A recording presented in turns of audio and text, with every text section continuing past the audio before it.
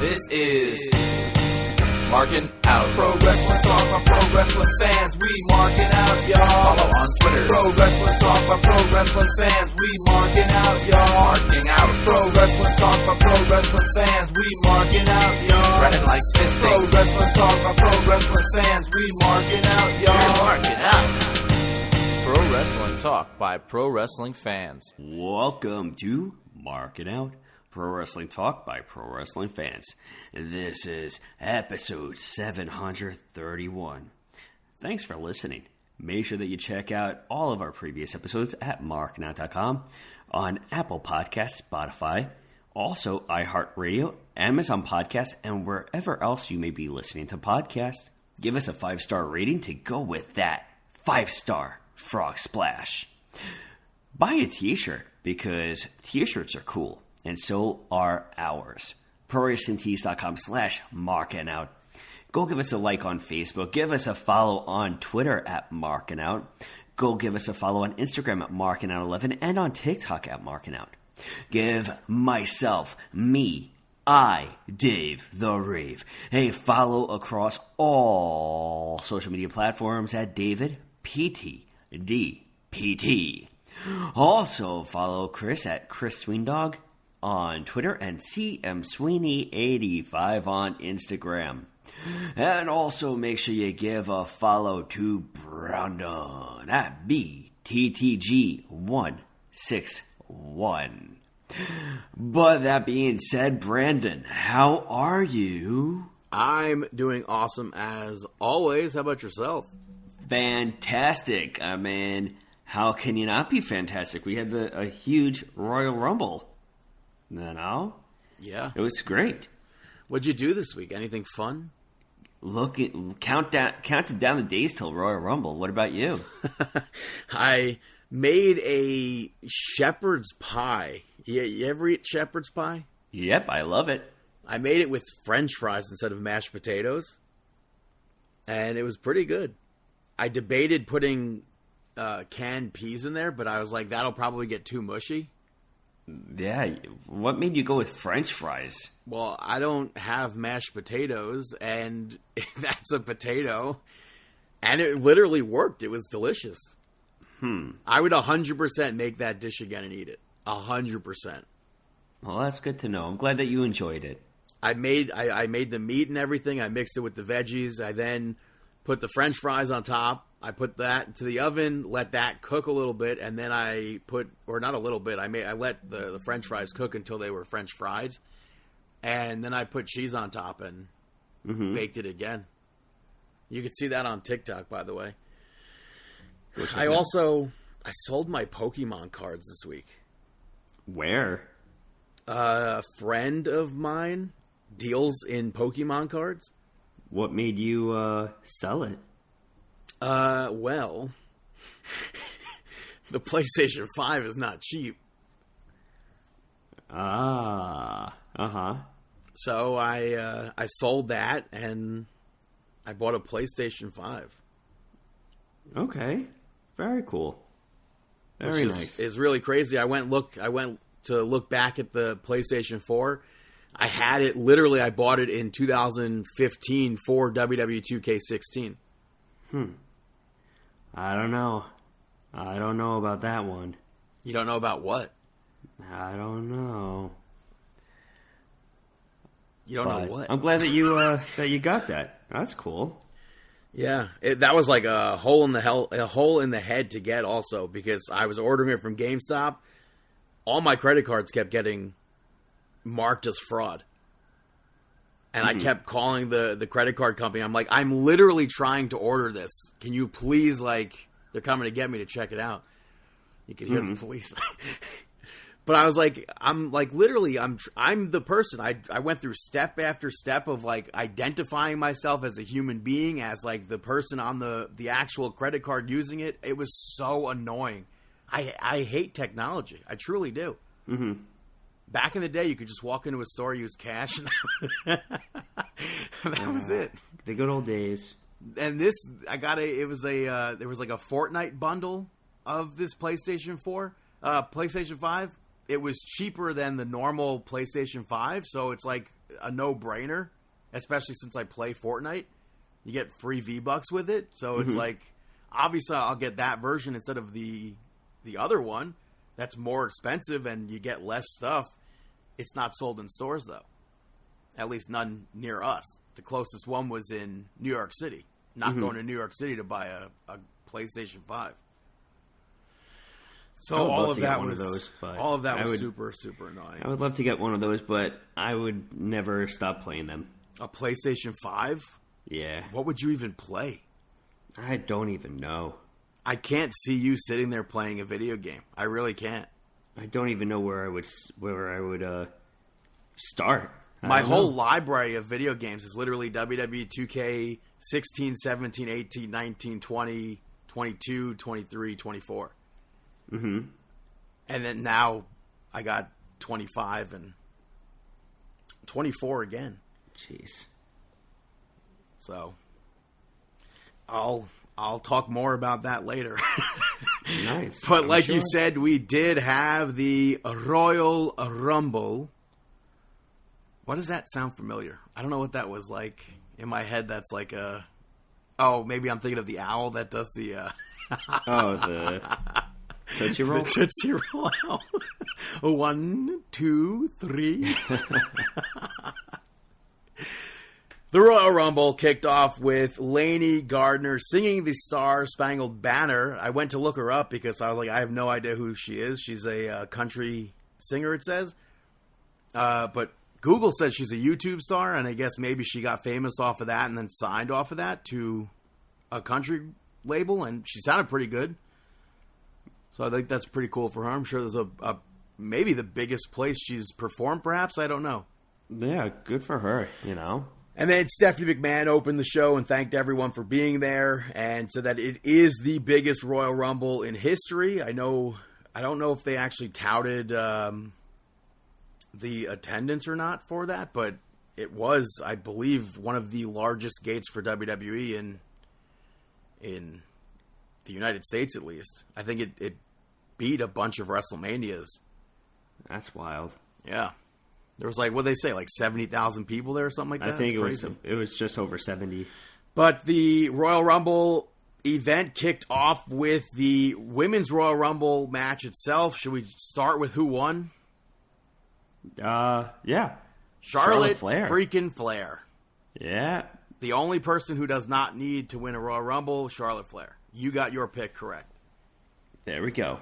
It kicked off with Io Sky and Liv Morgan, which... As soon as she came out at number 2, I was like, God damn it. My pick was number 2. So it was like very worrying to see Liv Morgan, knowing that I wanted Liv Morgan to go out and win the Rumble and see her at number 2. I'm like, well, that's. I mean, that was kind of a crazy pick to go to Liv. I don't think so. I really, truly don't. Because she's literally in a storyline with Rhea Ripley. Mm-hmm. How's that such a crazy pick? It just didn't make sense to me. Roxanne Perez was out number 3, and it was cool to see her in there. Really crazy to see that she's already a Royal Rumble vet. She's been in 3 of them already. Yeah. And she was able to break the record for the most time spent in a Royal Rumble during this one. Yeah. With an hour, 7 minutes, and 47 seconds. I think that's really cool. Obviously, she made it to Final 2, which I'll talk more about in a moment, but... Some other things that I popped at when Lyra Valkyria came out, Pat McAfee asked Wade Barrett if he's going to woo with her theme song. Mm-hmm. So that I popped at that. I liked how Chelsea Green was in there and like threw everybody out over the rope and celebrated. She pointed at the WrestleMania sign as if she eliminated everybody, only to have everybody get back into the ring and beat her down. I will say, I didn't like that same thing pretty much happened in the men's Royal Rumble, too. Who did it happen with? I can't remember, but I want to say Chad Gable, maybe? Yeah, it was. It may have been Chad Gable? I didn't like that the same spot happened. Except all the guys hit what we think is Chad Gable with a super kick, I think. Oh, yeah. Oh, yeah. Because then it turned into, like, everybody kind of like knocking each other out with the sidekicks and this and that. Yeah. I liked the double German suplex from Ivy Nile to Chelsea Green and Roxanne Perez. I also liked that she was fighting with Lyra Valkyria because they're kind of feuding for the Intercontinental Championship. I feel like Lyra's reign so far has not been equivalent to what Chelsea Green's reign has been. Because even not to jump ahead, she's going to be facing, I think, Bayley on Monday Night Raw for a qualifier match for the Chamber. So I don't know when we're seeing this championship actually defended, but she actually eliminated her later on. So it was nice to see that. You had Lash Legend in there, which she used Ivy Nile as a weapon. I thought that was great. Chelsea Green took advantage of what Lash Legend did, and she eliminated B-Fab. I thought B-Fab had a good showing. I think B-Fab has a good future. Yeah, I'm glad that she was in this Royal Rumble. I'm glad to see that she's actually she was utilized as a wrestler instead of being lost in the shuffle as manager. Right. That 10 count spot with Bianca Belair, it started with Io Sky. It went to Ivy Nile, then I think Zoe Stark, and then Lash Legend. With the backflips. Yeah, that was super entertaining. I don't know if I've ever seen with that many people, at least. I thought that was really fun. Yeah. Bayley got into the match and went literally right after Roxanne. So you have that storyline progressing. I thought that Shayna Baszler and even Bianca needed more of a showing, with eliminating people. I don't know. I mean,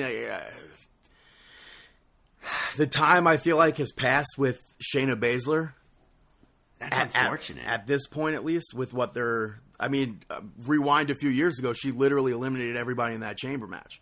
Exactly. And then, me and you rant about it all the time that they never capitalized on that. Right. But I did like in this, you had Ivy Nile kind of have PFC step aside so that she could go fight with Maxine, who was super over in that match. Maxine got a great reaction. She even got to do the worm. The caterpillar? The caterpillar. And she took Ivy Nile down, and fans literally were going absolutely nuts for Maxine. That has to feel good, especially going from someone who people are like, oh, she sucks, literally week after week, to when she's literally learning on TV, in character at least. She was only in for less than 2 minutes, but I think that for her time in there, she shined. 100%. The small little time that she had, utilized it perfectly, and it went incredible. I was surprised that Jada Parker was in there. Yeah. I was not expecting Jada Parker to be in this at all. It was nice that Piper Niven coming in and kind of being that support system save for Chelsea Green, but unfortunately kind of backfired. Yeah, she accidentally eliminated Chelsea Green, and the crowd was super pissed. I feel like the crowd maybe thought that Chelsea Green was winning that. I don't know if they thought that she was winning, but they were definitely behind her. We have our very first official appearance as a WWE superstar for Jordynne Grace. The crowd was very happy to see Jordynne Grace there. I thought that was pretty cool. Yeah, you could tell on her face how excited and happy she was, too. Yeah. Talking about surprises, Alexa Bliss.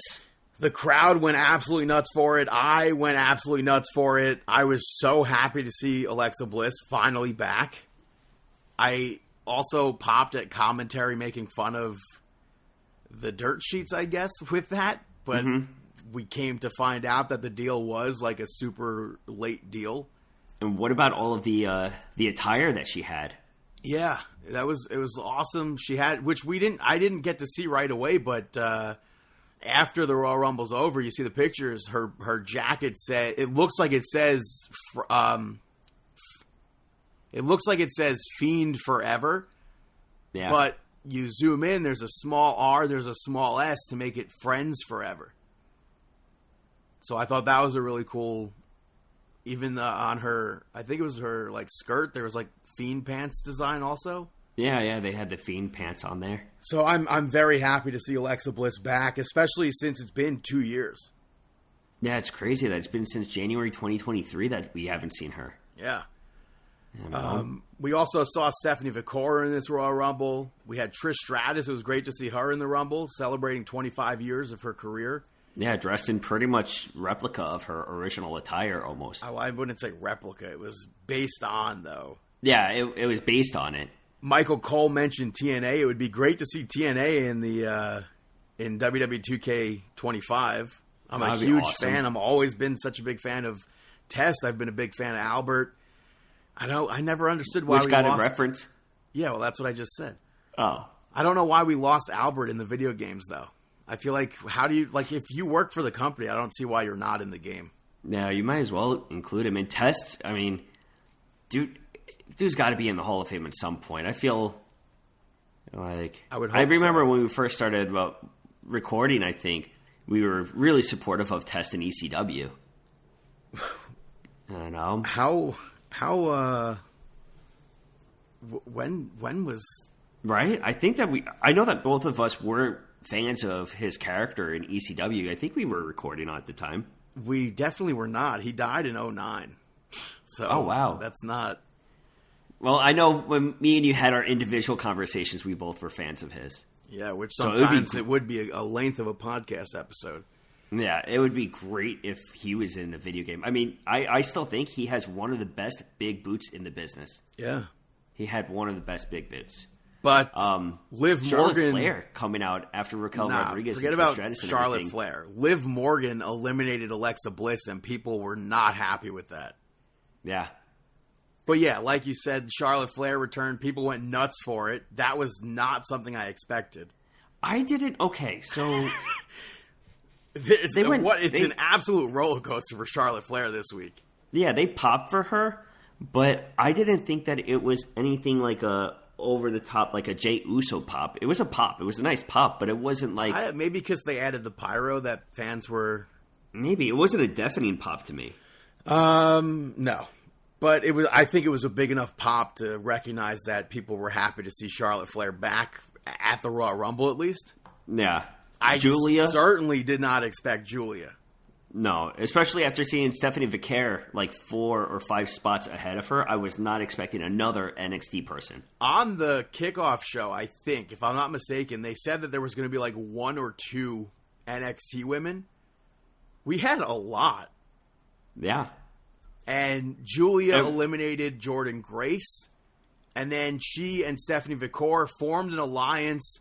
Which is huge. I'm just going to say, before you even talk about the alliance, Jordynne Grace had so much fanfare behind her with her signing, former TNA champion and everything like that. So I think the proper person to eliminate her was Julia, your current NXT champion. That's if, I guess, she goes to NXT. We still don't know where that... I mean, even if she doesn't go to NXT... it's as long as it's the current champion. Exactly. It's not like you're having... Nothing against them, but it's not like you're having Candice LeRae or Zelina Vega eliminate Jordynne Grace. You're having the current NXT champ. Zelina Vega, by the way, dressed as the Divas Championship. I thought that was fantastic. Didn't even catch it until you mentioned it. I didn't catch it until it was brought up on social media. Yeah. But...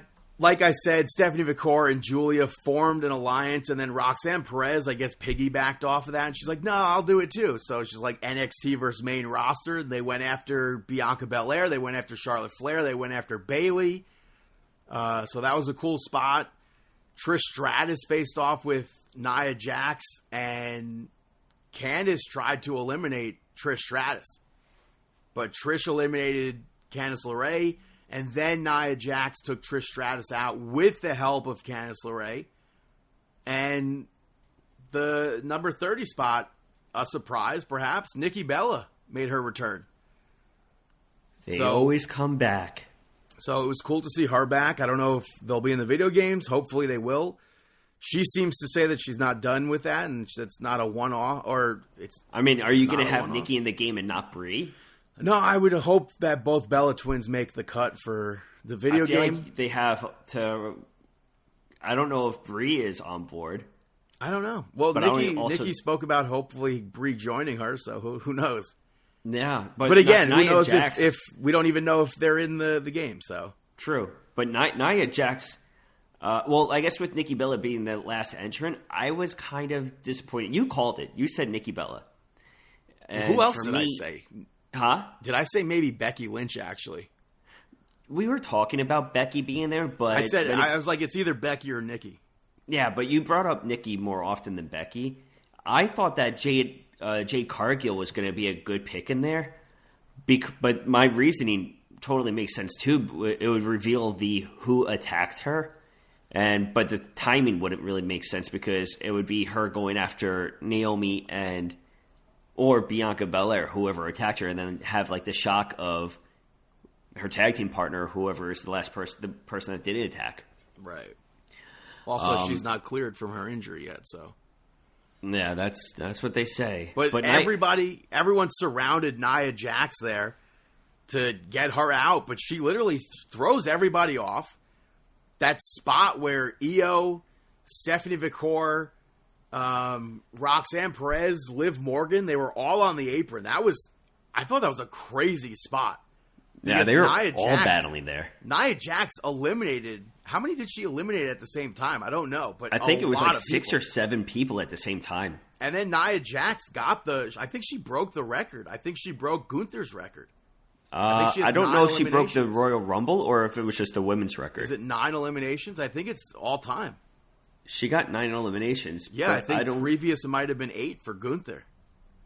I'm almost certain that Gunther had it before that with 8. So Nia Jax, I'm going to say that she definitely broke that record. It came down to Nia Jax, it came down to Roxanne Perez, and it came down to Charlotte Flair. And I'm really hoping at that point, like, please don't be Charlotte Flair. But seriously, good on Roxanne for setting that record for that longest time, like we said before. I think it would have been amazing to see her win, but when it came down to her and Charlotte, it was like, literally, it felt like I was watching Santino come back into the Royal Rumble and go after Del Rio. I swear to God, that's what it felt like. Yeah, I could see that, but on the other hand, it's Charlotte Flair. It's Charlotte Flair, exactly. She's the only person in that Royal Rumble who did not need to win that Royal Rumble. No, but it automatically puts her in the main event of WrestleMania, which doesn't need it because there's also Elimination Chamber and time. But also, she's Flair. And that's literally every single time we see Charlotte, she's getting that title shot. Yeah. Every single time. Even if it's not every single time, that's what it feels like.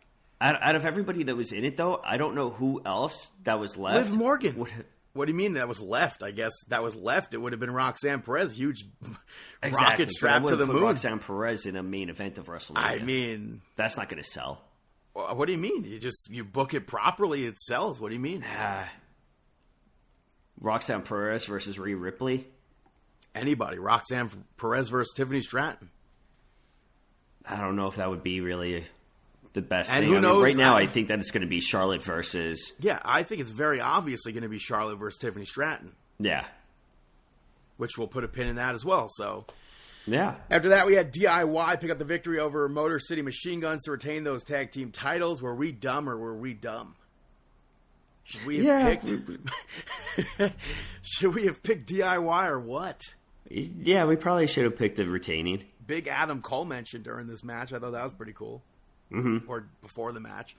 But this was an exciting match, as expected. It was also very, very chaotic. Like, very chaotic. Mm-hmm. Where there were times where, like, the referee was not refereeing good enough for me, at least. But I like that spot where Johnny Gargano pulled his tag to make it look like he was tagged in. And then Ciampa was able to get the tag. The first fall on Alex Shelley from that. Very similar. I'm almost certain it was the Bar that did that with Cesaro and Sheamus. I had thought that it was Cesaro and Tyson Kidd, but somebody wrote to us they think it's the Bar when one of them pulled their tag. The Bar did that. Yeah, so I thought that was that to me one of the greatest tag spots. Such a brilliant spot, and it was nice to see Gargano and Ciampa pull that off in this match. Yeah, that was especially a nice to get addition. The first fall. Motor City Machine Guns obviously able to tie it up after they hit the Skull and Bones. They did that spot that I just absolutely can't stand, though, where the illegal partners brawl onto the pin. How many times do I have to say this, that I don't want to see this? And then it's like almost a weekly occurrence at this point. I can't stand that. And I'm okay with it where a pin gets broken up because of that. Once in a while, perhaps, but it's been like a weekly occurrence almost. Mm-hmm.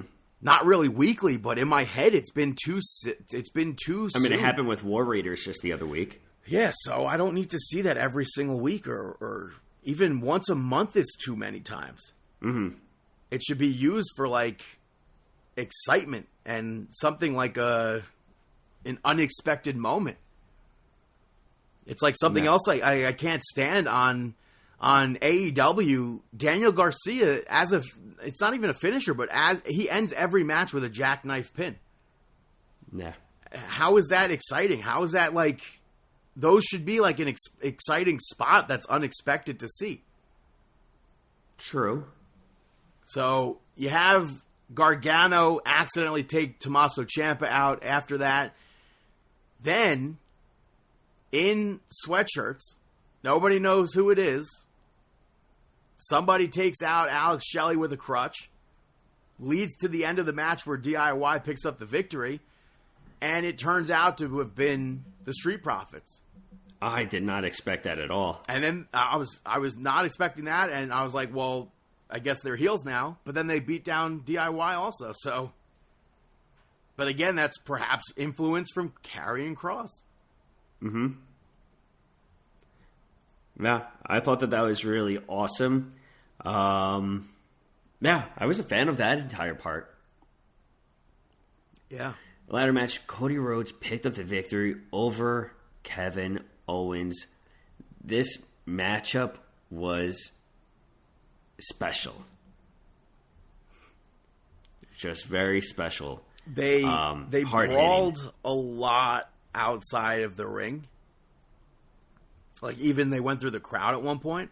Mm-hmm. I liked the tease once they got back into the ring of the tadpole splash. I thought we were going to actually see Kevin Owens hit it off that mini ladder that Hornswoggle would typically use. Mm-hmm. They did the spot where Cody dangled from the belt hanger thing. Mm-hmm. And Kevin Owens hit him with a power bomb.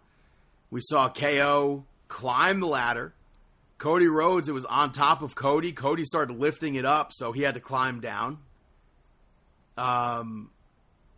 Cody broke the bottom rung of one of the ladders and used it as a weapon, which Wade Barrett said that he did that to Cody. So I like that tie in there. That Wade Barrett was able to call that and be like, oh, I actually did that to Cody Rhodes. Mm-hmm. Kevin Owens ends up hitting that bionic elbow with a ladder piece instead of an elbow. We saw the backdrop onto the ladder from Cody Rhodes. That looked absolutely nasty. Yeah, I don't know how... so much hard-hitting action during this where the entire matchup, it was very... that spot was literally followed up with Kevin Owens powerbombing Cody onto that bridging ladder. Mm-hmm. He also hit a Fisherman Buster from the middle rope onto a ladder. And then officials came out to check on both of them. Sami Zayn also checked on them. Were you expecting Sami to do anything there or no? I was expecting Sami Zayn to be involved somehow. I didn't know if he was going to help Cody or help Kevin, but I expected something for him. But for him to be out there, I think that it really added a lot for him to be out there because it added that entire speculation aspect that wasn't there. Yeah, and then Kevin picked Cody up for a stunner, and instead of actually hitting it, Cody hit him with the crossroads.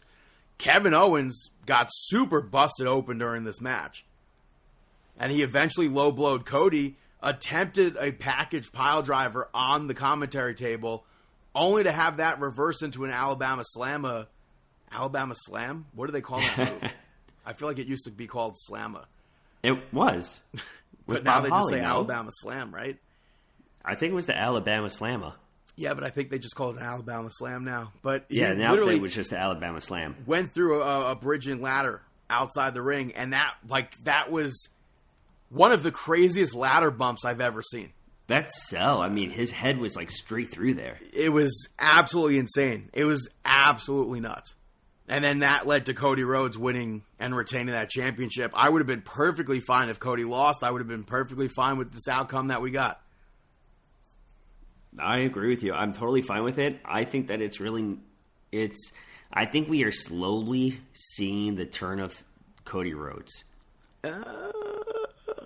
I mean, it started with entire Cody Rhodes not using a weapon, not with this match specifically, but way back when, a few months ago, where he didn't want to use a chair and this and that, everything with him, Randy Orton, and Kevin Owens. And now it's coming to this point where he is putting somebody with an Alabama Slam through a ladder. I think we're seeing the slow turn. Kevin Owens is correct. I don't see it. Give it time. Give it time. It's happening. Well, it's slowly happening. Moving on to the main event of the Royal Rumble, we saw Jey Uso win the Men's Royal Rumble. Yeet. Rey Mysterio and Penta started this out as 1 and 2.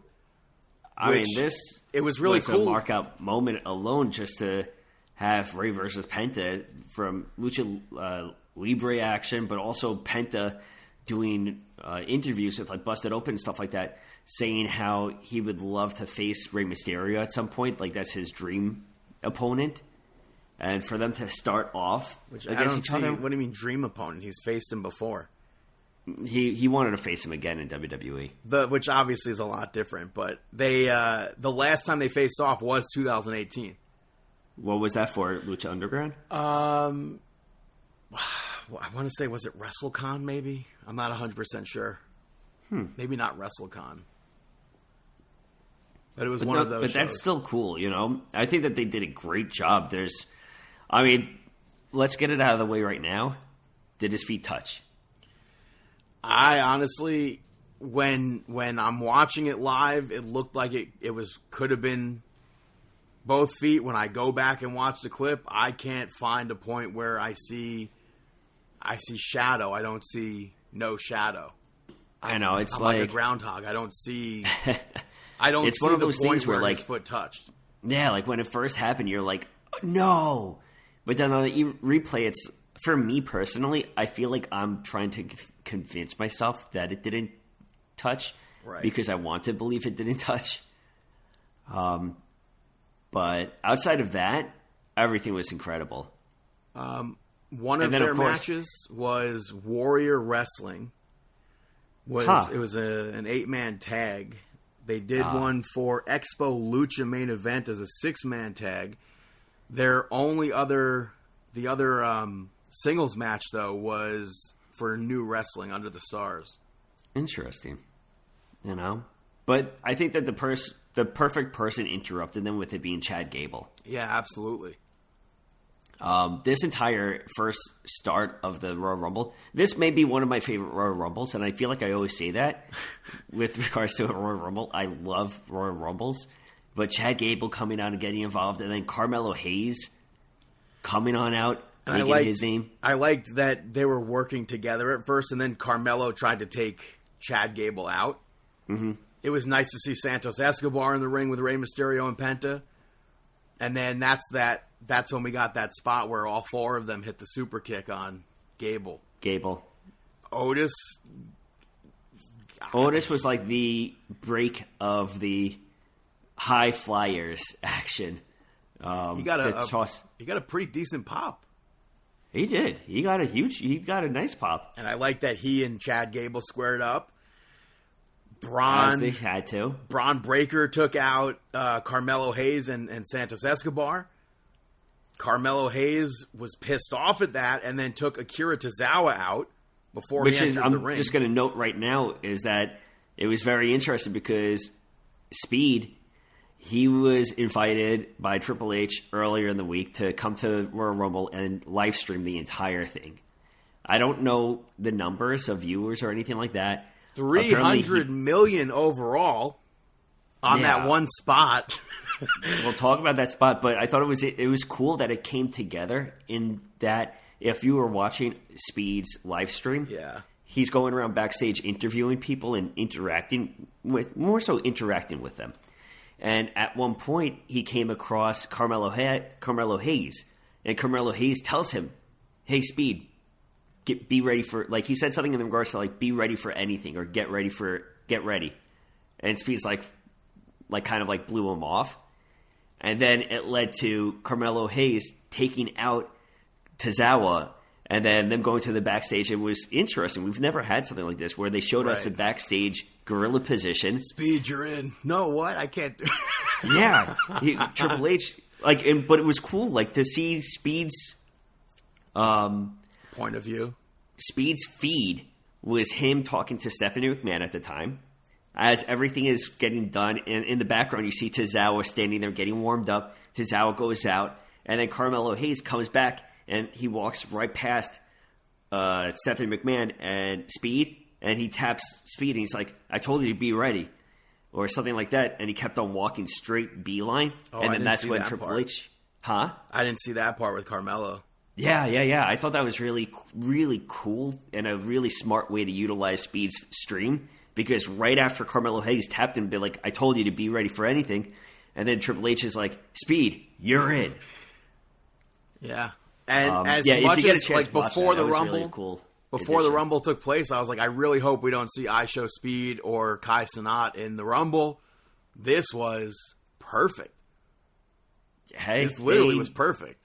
I mean, and when you think about what it did, how many views again? They said over 300 million. I mean, and then outside of that, me and you were looking at the amount of viewership that even the Instagram Reels got. Millions of views just for his Reels, which I don't understand. But the big thing that everybody's talking about was once he got in, he did the, what is this, Swee? With the Ronaldo gimmick. Yeah, the Ronaldo gimmick. He did a backflip, and then all you see, he does the backflip, and you see Braun Breaker, you see the Speed, bow, bow. And then he turns around, plowed right through him with the spear. And people are like, "Oh, he sold it so well." I was like, "I don't think he's selling it." I was like, he legitimately got knocked over by Braun Breaker. Yeah, his head, like if you watch it, his head smacks that ring. Yeah. There's no selling. And like, then look at how fast. I saw he were like retired or whatever. He said he's never going back. Yeah, he backstage, he was like, I like really bashing it. He was like, "I hate this," and stuff like that. He did have a nasty injury on his leg. I saw that, yeah. Yeah, but the elimination was Braun Breaker gorilla pressed him over, and then Otis catches him on the outside, and just when you think like maybe Otis is a face, maybe he's going to toss him back in, he just fallaway slams him over the commentary table. Yeah, so Otis got the credit for eliminating Speed. Really? Yeah. I mean, That's it makes interesting. sense. It wasn't Braun Breaker who did it. It was Otis. I didn't think that you can get an elimination credit after being eliminated. Well, Candice LeRae, I think, has credit on Trish Stratus, no? I'm not sure. I don't know the official stuff. I'm pretty sure we've seen credit like that.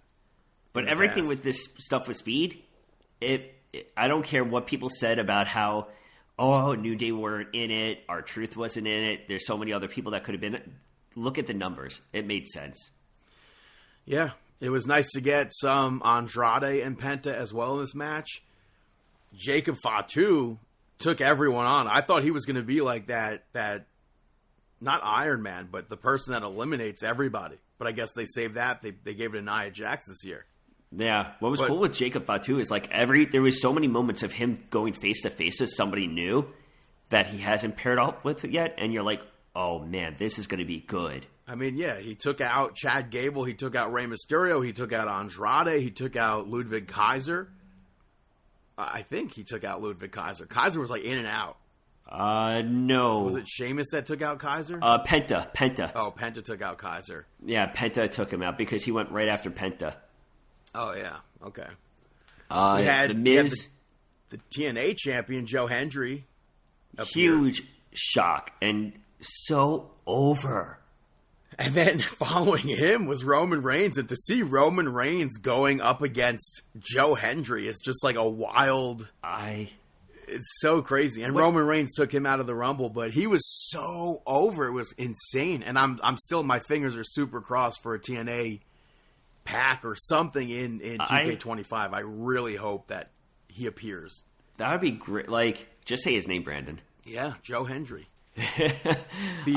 Something that I do like, before I move on from that, I Sheamus. really like Sheamus. Yeah. Being in the corner, like, just admiring Joe Hendry, but... Sheamus, like, I believe, for like 30 seconds or whatever it was. Yeah, and then I thought it was incredible. Like, there's so many people that were bashing this part with Joe Hendry, but Joe Hendry shined so much. He was in there for only just over 3 minutes. He shined huge. From the entrance that surprised everybody. When he got into the ring, he started taking out people. I think he took out Braun Breaker at one point, potentially, but then he hit his finish on The Miz. Yeah. I mean, The Miz, props to him for taking a finish of a TNA of another industry's champion. Not another industry, another company. Yeah, another company. But he eliminated Miz, did he not? I think no, he didn't get an elimination. Oh. No, he didn't get an elimination, but he did hit him with the finish. And then right after that, who takes him out? The probably the most over and number one pro wrestler in professional wrestling today, Roman Reigns. Oh, I thought you were talking Will Ospreay. Right? I mean, if you're going to treat, just like same thing with Jordan Grace, if you're going to have a TNA champion, you can't really have The Miz eliminate him or somebody, Andrade. You have Roman Reigns. That is, I think that alone shows how great of a change the business is within WWE, that they're having WWE, they respect that aspect, and they're having Roman Reigns eliminate the TNA champion, which is no tarnish on the TNA champion. Right. And then after that, Braun Breaker, I feel like obviously that one spot with speed is going to get played over and over again. Mm-hmm. But something that I feel like people are overlooking, Braun Breaker rocked Roman Reigns with a huge spear also. He took him right off his feet. And then Reigns eliminated Braun Breaker, but we still got that moment with Braun Breaker. Exactly. Spear, so that was, I think, Roman Reigns worked with a lot of people in this. Yeah, McIntyre was out there. He went face to face with Roman Reigns. Penta and Roman Reigns were teaming up together. Yeah, what they were doing, the drop kicks in the corner. Yeah, like, dude. I liked Penta hit the Mexican Destroyer off of Finn Balor's back to Jacob Fatu. That was great. And that, once again, just shows you how versatile Jacob Fatu is. Jay hitting that Poison Rana on Jacob Fatu was cool. Yeah. And then we had AJ Styles. Yeah, he made his return, which I was not expecting. I feel like they were saying that he was going to be out way longer. Yeah, and he had Pyro. And he had his original theme song. I don't know if he had that the last time we saw him. Pyro. But I guess we could say this now. He was traded to Monday Night Raw. Yeah. So I guess the OC is dead. Mm-hmm. I don't know what's happening with that. But Braun Strowman eliminated Jacob Fatu. John Cena was out after that for his last Royal Rumble. I like how he hit Finn Balor with the attitude adjustment onto Braun Strowman to eliminate him. Mm-hmm. CM Punk was out next. Seth Rollins was out next. It's like the who's who. Sami Zayn was out next. I mean, that's how exciting this Royal Rumble matchup was. I mean, you had Jey Uso, AJ Styles, Braun Strowman, John Cena, CM Punk, Seth Rollins, Dirty Dom with the Heat, Sami Zayn. Like, it was just back to back to back to back excitement. Yeah, Damian Priest took out Dom from that. You had LA Knight. You had Logan Paul at number 30. Right? Yes. Yeah, so there was a spot where Logan Paul and LA Knight were working together, and then McIntyre and Priest had their spot, and Priest took out McIntyre, but McIntyre, they say on the internet, stormed out of the building and was legitimately pissed off that his moment where he was eliminated was taken over by LA Knight and Logan Paul. Well, it was somebody trying to get their spots. If you look at that spot, it's literally Logan Paul in that spot right there. Yeah, I definitely don't buy into it. We had Logan Paul jump from the apron to the commentary table to save himself from an elimination. And then he jumped from the barricade to the steel steps, eliminated AJ Styles. Which was awesome. CM Punk eliminated... Just going to say, AJ Styles, like, perfect heel with Logan Paul. AJ Styles was going for that phenomenal forearm, and once he jumped up to that top rope, that's when he eliminated him. Which now that could lead to a WrestleMania match. 100%. They're both on the same brand. Yeah. CM Punk eliminated the Shield. I think that was a very big moment of this Royal Rumble. And then when people were celebrating the fact that CM Punk eliminated Roman Reigns and Seth Rollins, Logan Paul dumped CM Punk out, and I was crushed. I was goddamn crushed. Another perfect heel moment. I was so crushed. There went my pick. Both my picks. Okay, so now something that I loved was what happened right after this. You had Seth Rollins and Reigns. No, you had Roman Reigns and CM Punk on the outside of the ring on the ground, looking at each other. And I don't know if you saw this, but I had to rewatch it. Roman Reigns is yelling at CM Punk. Yeah. We were just teaming together at certain, like, I didn't notice that. No. Yeah, he was yelling at CM Punk that they were just on the same team together. They were just teaming up together at Survivor Series. What are you doing? And out of nowhere, Seth Rollins hits Roman Reigns with the curb stomp, but without even a split second, hits the curb stomp and starts fighting CM Punk. But it hits the curb stomp with 2 feet. Yeah, with 2 feet. Also, while we're talking about that camera angle of Roman Reigns and Seth Rollins in the ring, that over where Seth Rollins was looking up, and you just saw kind of Seth Rollins start to fade. Oh, yeah, from behind. Yeah, you saw Roman Reigns like just looking at him. And I love that this is taking place because one of the things that I was hating was I did not want to see... Me and you spoke about it, about Seth Rollins and Roman Reigns. I did not want to see them stop that feud to be a team again. They need this culmination, and then he went to go ahead and curb stomp Roman Reigns right through the steel steps.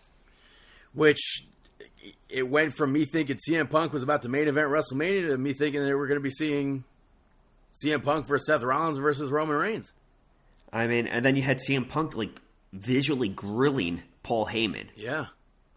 Like, if this does not set up a triple threat match, I don't know what did, but I didn't know that I needed this triple threat match, but this was so exciting as a wrestling fan to see. And then it came down to Logan Paul, Jey Uso, and John Cena, where I think a majority of the people watching this match thought John Cena, given that it's his last time in the Royal Rumble, is going to tie Stone Cold Steve Austin and win. But Jey Uso won. Yeah, I mean, Logan Paul got eliminated, and then when it was down to the two of them, they did their spot where they were battling on the apron. I mean, before that, even John Cena, it looked like he was going to win, where he was going to hit the attitude adjustment on Logan Paul and Jey Uso at the same time. Oh, yeah. And then Jey was able to get out of that and kick Logan Paul, which I thought that was a good, like, double team sort of spot. That was a cool spot. And then from that, John Cena eliminated Logan Paul. But when they were both out there on the apron, I didn't know. It could have gone either way. It really could. With me leaning more towards, obviously Jey Uso is not winning this. Yeah, but I like the way that it did happen, where John Cena was about to hit him with the AA on the apron, and then out of nowhere, Jey Uso wiggled free to get in the ring, and all he did, he just pushed him. Yeah. Nothing overly sophisticated. It was completely unexpected. I'm very happy to see this. There were some people that were pissed off. The internet was abuzz. They were furious. But I love how simple it was. Yeah. Jey Uso, he didn't hit him with a super kick. He didn't do any flip move, he just pushed him. That's it. He just pushed him. And John Cena, he landed on his feet. He didn't fall to the ground or anything. He pushed him, and he just landed right on his feet. and all you see is that visual of John Cena being like in total shock and disbelief that he just got eliminated. Which, much like Charlotte Flair, the only person in this match who did not need to, or for the most part, the only person. Roman Reigns, I feel like, is also another person who doesn't need to. John Cena does not need to win a Royal Rumble in order to get to WrestleMania. No, so in my perspective, I think it's great he did not win. Yeah. He already said it in that first promo that he's going to be at Royal Rumble. He's going to be Elimination Chamber, Money in the Bank, this and that. So I feel like it's his last year. He can't win Royal Rumble. He can't win Chamber. I don't know what. I don't even think that he's going to win the Chamber. I don't know if he's going to have a championship match at WrestleMania. I feel like it can't be. But I don't know when we'll see. I hope John Cena does win. I don't know. Because I feel like he's going to be in the Chamber match, and I feel like he is going to be in the Money in the Bank briefcase match. Would people count a 17th championship run if he's the one that takes the title from Joe Hendry? No. Why wouldn't they? No way. Why wouldn't they? It has to be, in my opinion, Ric Flair.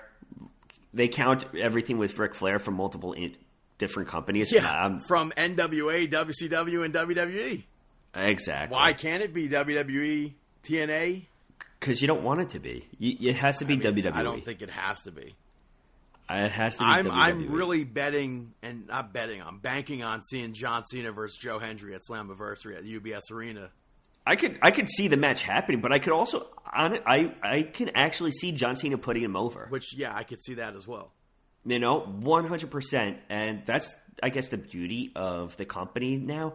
Like, you can see guys like Randy Orton, John Cena, the guys that were there, put over this young talent. And I could see John Cena actually putting over Joe Hendry, or at least, like, putting on a great match. Maybe it goes to a time limit draw or something like that. Or there's a interference by a heel leading to John Cena and Joe Hendry having to, like, have each other's backs, and then they shake at the end of it. And John Cena raises Joe Hendry's hand. Yeah. I mean, I do feel like we can see John Cena in TNA. I really do. Why not? I think that he's going to break the record, though, and it's going to be a WWE championship. But I also think it's not going to happen until I think he will be in Elimination Chamber and he will be in Money in the Bank. I think all of those things that he hasn't done or he's going to do. Maybe he retires as champion. He could, he could, And then we go a month without having a champion. The Royal Rumble in 2026 is for the title instead of main event WrestleMania. That would be cool. I think it's really funny. It's really interesting and funny how over John Cena is now versus 10 years ago where everybody just hated him because he was your typical ultra babyface. Like, people hated him because it was all over the place. But now, people just want to see John Cena on, like, a win streak. Yeah. And I think a lot of it spins from everybody is showing up. Grown up, but they also respect John Cena for what he's done for the business. Yeah, like, it's that Derek Jeter gif where the little kid takes his hat off. Yeah, 100%. Brandon, we got to go to Raw, and you got to do that and get a gif made of it. Well, speaking of Monday Night Raw, it kicked off with Jey Uso, who had one of the craziest entrances. What, it was like 19 minutes? The fans chanted, once he got to the ring, chanted one more time. He looks right into the camera, is like, roll it back, and then WWE played his theme again, and he did his entrance like... I did not, like... That had to be a first. I don't think there's ever been a time... Maybe Fandango. But maybe Fandango. I don't even know with Daniel Bryan because it wasn't really theme song related. But I cannot recall or remember the time where they actually turned back on the theme song as an encore for Yeetie. For an opening segment. An opening segment, too. And then it was really nice. What I loved is that as a fan, I was able to connect with Jey Uso because you can hear the emotion and see the emotion in his face. You can see the tears start to build up. Yeah. I mean, you can see the tears start falling, too. Yeah. Like, you start to build that connection to him and be like, okay, this isn't Jey Uso, the wrestler that we're watching right now.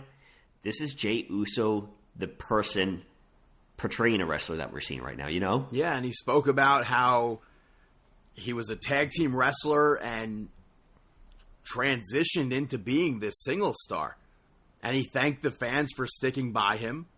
Then Gunther showed up and said that he's disappointed because this match just doesn't do it for him. He said if Jey chooses him, every single week will be absolute hell for Jey Uso. And then Jey said that whoever he chooses, he's walking into WrestleMania as the Royal Rumble winner, but he's walking out as the champion, the new champion. So, and again, a lot of people are hating Jey Uso because he's got like a 4-move moveset sort of thing. I think I'm completely happy seeing Jey Uso win the Rumble. And I'm hoping that Jey Uso wins a championship like that. I agree. Later on, you had Sami Zayn approach Jey Uso, and Jey said that he and Sami are good after whatever happened with the kick and whatnot. Sami congratulated him, and then Karrion Kross showed up afterwards to speak to Sami Zayn. So, all of this is, he's planting seeds everywhere. It's fascinating. I love it. We had Penta pick up the victory over Ludwig Kaiser. I liked, at least to me, it seemed like this is what it was, where Penta threw Kaiser over the top rope to like tease him with the Royal Rumble, with him being in and out so quick. Did you pick up on that or no? I'm sorry? When Penta threw Kaiser over the top rope, did it seem like he did that to make fun of him, his position in the Rumble? Yeah, 100%. But yeah, so I enjoyed that match between Penta and Kaiser. You have anything to mention from that? No, I thought that it was a good match. It was a perfect throwback to Royal Rumble and kind of like a bookmark to continue what took place. Penta was interviewed afterwards, and Pete Dunne interrupted. Ludwig Kaiser jumped Penta from behind. And then Ludwig Kaiser and Pete Dunne just like stared one another down.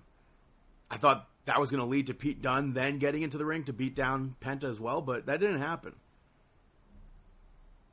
So, After that, Charlotte Flair came out completely different from the Royal Rumble. Completely. What? She mentioned how much 2024 broke her with her injury and not being there. And I don't know if there was anybody cheering her. They really did not like her. She said she's embracing the cheers, she's embracing the boos, because she loves the fans. And then Rhea Ripley came out and said that Monday Night Raw is her show. They spoke more, and Flair mentioned how she'll be going to NXT, she'll be going to SmackDown, which obviously I'll put a pin in. Mm-hmm. And then she said that she wants to feel inspired. Rhea Ripley came out. It tells her that Rhea Ripley is maybe still just a kid. And the fans So I thought it was very interesting with her because they brought up on Busted Open something. Obviously, I listened to the podcast. How something that Charlotte Flair said that was really awful for her was saying to the fans that they don't understand. What do you mean? I don't remember. So in her promo, I guess the fans started to get a little bit hyped up, and she said, "No, you don't understand." And then from that moment, it kind of started to escalate even more so. I feel like Charlotte Flair she is such a heel. Well, after Flair said that she knows Rhea Ripley's still just a kid, Rhea said because of that, she knows that Flair doesn't respect her. Mm-hmm. And then she begged for Flair to pick her. Like we said before, I'm pretty sure we know who Flair's picking. I just don't want Tiffany Stratton to lose that match. It would be nice if she didn't. After that, we saw it would be nice if she did what? It would be nice if Charlotte Flair didn't win. Right, okay. Because the last sentence I said, I just don't want Tiffany Stratton to lose, and you were like, it would be nice if she did. Yeah. Nah. We had New Day pick up the victory over Rey Mysterio and Dragon Lee. Logan Paul came out in the middle of his match, and New Day was able to take advantage of that distraction. Kofi Kingston ripped Dragon Lee off the top rope by his mask, and Xavier Woods shoved Rey Mysterio off the steps. And a bit later on in that match, Logan Paul got involved behind the referee's back, which led directly to the end of this match.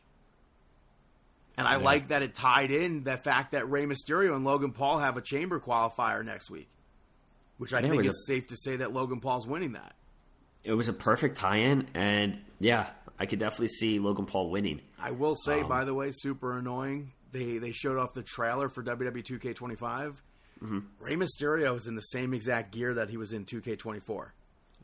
Lazy booking. For someone who has like thousands of outfits, how do you leave, unless there's like another version of Rey Mysterio, like a current version of Rey Mysterio, how the hell do you have Rey Mysterio be a copy and paste? Lazy booking. That's super annoying. Yeah. After that, you had Liv Morgan pick up the victory over Io Sky via disqualification to qualify for the Elimination Chamber. I thought that was very interesting. I did too. I don't know what the direction of this is going to be, because what happened was during the match, before the match, you had Liv Morgan attack Io earlier when she was talking to Rhea Ripley, and then Raquel Rodriguez attacked Rhea Ripley. You had Bayley and Lyra Valkyria sitting ringside for this. That also hypes up their qualifier for next week. Very interesting. You also, to add on to this, you have Io Sky like pretty much promising that she will be at WrestleMania in a match. Yeah. And as far as this match goes, I thought this was a good match. Fans were super into it. But Raquel got involved. I kind of wish that Liv Morgan was able to hit that sunset flip powerbomb off the apron, because that was such a sick setup, and I was like, oh, I was so disappointed when she didn't get to hit it. Yeah. But Raquel got involved again. Liv Morgan gets her knees up to block the moonsault from Io, but Io hits her with a German suplex. And then Rhea Ripley ran down and brawled with Raquel Rodriguez, only to have Liv Morgan grab Rhea Ripley, and Rhea clocks Liv Morgan. I feel like at that point where the referee should be kind of making a referee's discretion call. Like, is that not... Like, you know the history between Liv Morgan and Rhea Ripley. I don't know. I don't know if didn't. And I feel bad for Io. So it should be interesting to see how Io gets there. Yeah, especially now, like, you're sympathizing with Io Sky because this was her shot, and now she's not getting the shot. She's not even in the chamber. So she yelled at Rhea Ripley afterwards too. Yeah, I hope that there's still a way that Io's able to enter the chamber. I don't know. I don't even know if we needed her to be in the Elimination Chamber or what. I don't know what's going to happen there. There's so much that could happen. We had Seth Rollins come out next, literally dressed as Macho Man from when Macho Man was in TNA. But Seth Rollins... I was afraid that he was there. What? I was afraid that he was in TNA. But, like, not really. It was like Did he ever have a match? Yeah, it was one night. He was the sixth man or the third man or whatever. It was Jeff Jarrett and the Outsiders versus, I don't remember who he's teaming with. It was Jeff Hardy. Jeff Hardy was it Jeff Hardy and Sting? I don't remember who the second person. It might have been Jeff Hardy and Sting or whatever. And then Macho Man eventually came out. They had kicked him out of the arena at one point, but he came back out as that last man, got that victory for the team. So it was unfortunate that was his last match. But Seth Rollins spoke about Jey Uso. He put Jey Uso over for winning the Royal Rumble. He spoke about CM Punk and kind of made fun of him. He also spoke about Roman Reigns and said that he did Roman Reigns a favor. Yeah, you had it. Jeff Hardy and AJ Styles versus I didn't have it. I said Jeff Sting. Jarrett. I said Sting. It was AJ Styles. You were close. You were close. But which something we didn't note here with Roman Reigns. They said he's out indefinitely. And then Seth Rollins spoke about his path to WrestleMania he brought up the Elimination Chamber, and he called Sami Zayn out, tried to light a fire in Sami Zayn to beat CM Punk. Mm-hmm. And then we go to that main event where I didn't think anyone was having a different outcome here. CM Punk beat Sami Zayn to qualify. When they had said this was the main event, I was not ready for that. I was like, Raw flew by for me. Mm-hmm. I agree. So they had a pretty competitive match. I liked when Sami Zayn reversed the GTS the first time with a pin, and then a second GTS with the exploder suplex into the corner. But he went for that haluva kick, and CM Punk scooped him up, hit the GTS, picked up the victory. Mm-hmm. I don't think that's surprising. But that was not where Monday Night Raw ended. No. Sami Zayn shook hands with CM Punk afterwards. And Kevin Owens, everyone's like, why? Why did this happen? Kevin Owens attacked Sami Zayn from behind. And then, for the second time ever, hits somebody with a package pile driver in WWE. Mm-hmm. All while wearing a Sami Zayn Forever t-shirt. Sami Zayn had the option to help him win the WWE Championship against Cody Rhodes. And just stood there. And people are like, how could he? What was he doing? Why did he do that? I think the story is right there. That's it. Now it seems, I guess, we're going to see Sami Zayn versus Kevin Owens again at WrestleMania, you think, or what? I think we'll definitely see them, and honestly, it could still be that Sami Zayn starts to understand what Kevin Owens has been talking about with Cody Rhodes at some point. But if this match takes place, it has to be in Hell in a Cell, right? I can't see a Hell in a Cell at WrestleMania. Well, we've seen that recently in WrestleMania past. Yeah, I don't know if I would see it at this next one with so much star power there already. I'm going to say I think we're going to see a Hell in a Cell. That would be really incredible. So that's Monday Night Raw. Before we move over to NXT, it was announced that Duke Hudson was released. Which really sucks because I like Chase U. And then they killed Chase U for whatever reason. And I don't understand it. I think Duke Hudson is a fantastic wrestler. I was very entertained by him. With him being released, maybe we could see him go to AEW and join the Hurt Business. I'm just going to throw that out there. He was part of kind of the original Hurt Business. So, with Shane Thorne and MVP. So maybe we'll see that. Probably not. But NXT TV kicked off with Stephanie McCour picking up the victory over JC Jane, which stemmed from what happened last week. The fans were super into this match. I know you enjoyed this match. I love this match. I think that after seeing Vicaire in the Royal Rumble and everything like that, I think that she has a lot of promise. JC Jane, all of these wrestlers can be easily brought up to the main roster at any time. The women's roster on NXT is incredible. Yeah. And Fallon Henley got involved when Jasmine Nix distracted the referee. JC was able to get advantage from that, but Stephanie McCour came back. Jasmine Nix tried to attack Stephanie McCour when she was pinning JC Jane. Stephanie saw that. She moved out of the way. And Jasmine Nix accidentally hit JC Jane. Stephanie took her out. She took JC out and got the victory off of that.